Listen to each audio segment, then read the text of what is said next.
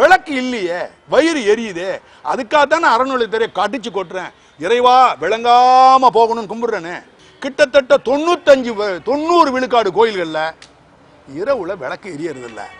95 விழுக்காடு கோயில்களில் மங்கள வாத்தியமே இல்லை. அந்த வகையறாவே அழிக்கப்பட்டிருக்கு. அதில் ஒரு 10-20 குடும்பங்கள் ஃபேமஸாக இருக்கிறாங்க, ரொம்ப திறமைக்காரங்க.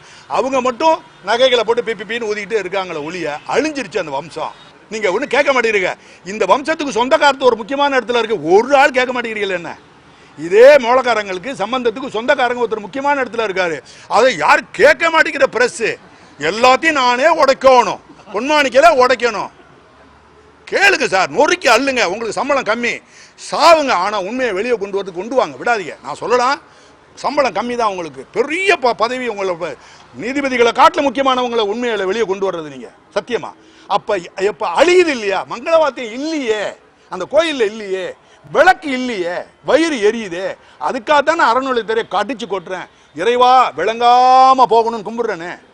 இந்த துறை விளங்காம போகணும்னு சொல்லி டெய்லி கும்பிடுறேனே. ஏன் அந்த துறைக்கு எனக்கு நான் ஜென்ம பகையா? இல்லை. ஏன் ஜனநாயக நாடுனால உங்கள்கிட்ட நான் பிச்சை எடுத்துட்டு இருக்கேன். பழைய மன்னராட்சியாக இருந்துச்சுன்னா பேச்சை முடிஞ்சு போச்சே.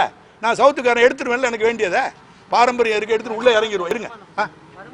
இல்லை கோயில் அதான் வருமானத்தை சொல்லியிருக்கேன். அதான் ஒரு நாளைக்கு மட்டும் அறநிலையத்துறையில் 175 லட்சம் எடுத்துகிட்டு போகிறாங்க சார். கோயில் வருமானம் தமிழ்நாட்டு கோயிலேருந்து 175 லட்சம் சார். கொஞ்சம் பொய் சொல்லிட்டு தெரியாம மறதில்லை, 179 லட்சம்.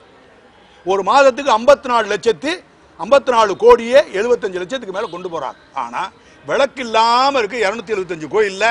90 விழுக்காடுக்கு இரவுல விளக்கு இல்லை, மங்களவாத்தியம் பாடுறதே கிடையாது. அந்த மரபே காலியாகுது, அந்த கலையும் காலியாகிட்டே போயிட்டு இருக்கு.